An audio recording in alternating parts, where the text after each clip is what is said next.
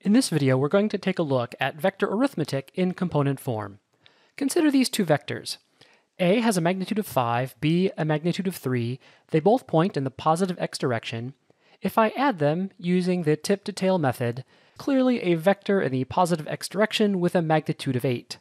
In component form, A is 5 times I hat, positive x direction. B is 3 times I hat. And if I simply add those components, I get the resulting vector. 5 plus 3 gives me 8 I hat. The I hat doesn't change, and add the components. Let's see what that looks like in more than one dimension.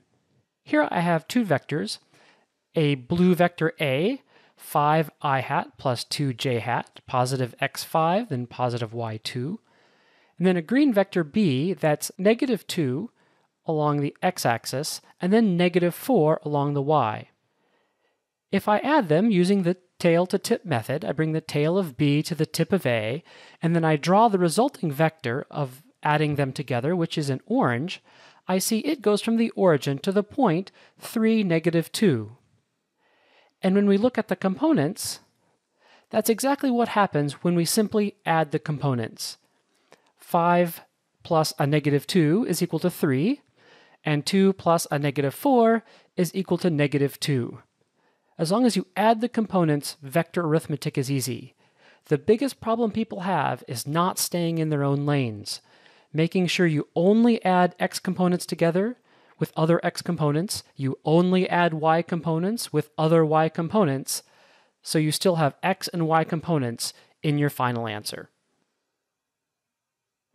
For scalar multiplication, you simply multiply each of the components by the scalar.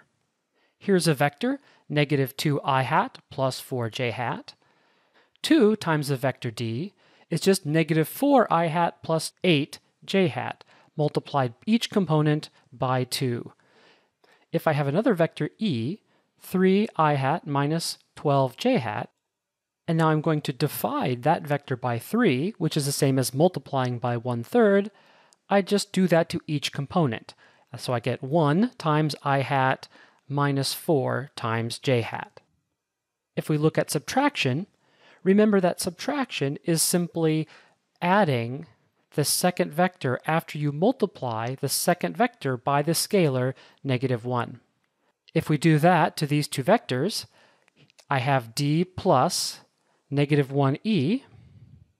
d is negative 2i hat plus 4j hat. Minus 1 times e is negative 3i hat plus 12j hat. Now I add those two vectors together. Minus 2 minus 3 is 5, and 4 plus 12 is 16. Again, making sure I only add x components with x components and y components with y components. Let's look at another one. Let's do e minus 2 times d.